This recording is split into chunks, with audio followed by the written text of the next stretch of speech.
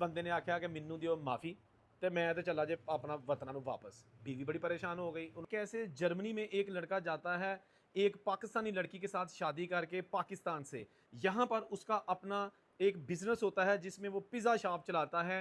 ये सारा कुछ यहाँ पर छोड़कर इसी खुशी में जर्मनी चला जाता है कि बेगम के पास नेशनैलिटी है और इसके भी पेपर बन जाएंगे, नेशनैलिटी आ जाएगी।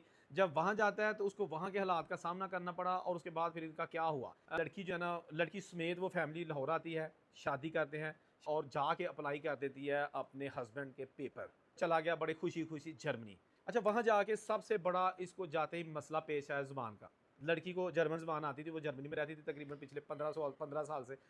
ये लड़का जो ना, इसको इंग्लिश तो आती थी, जर्मन ज़ुबान रत्ती भर भी नहीं आती थी। जॉब स्टार्ट करने की कोशिश की, घर में रहकर बोर होना शुरू हो गया, फिर इसने जॉब की। इसके जो फैमिली उन्होंने भी कोशिश की इसके लिए कि जॉब तलाश की जाए, लेकिन इसको जॉब जो भी मिल रही थी वो यही थी कि मजदूरी की, या किचन में मिल रही थी वो किचन हैंड या जो इस तरह की चीज़ें थी।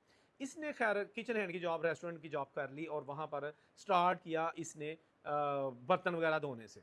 अच्छा, ये बर्तन धोता, पैसे तो मिलते क्योंकि ये इलीगल नहीं था, इसके पास वर्क राइट्स थे और अच्छी कोई जॉब नहीं थी ना, बाकी तो वर्क राइट थे।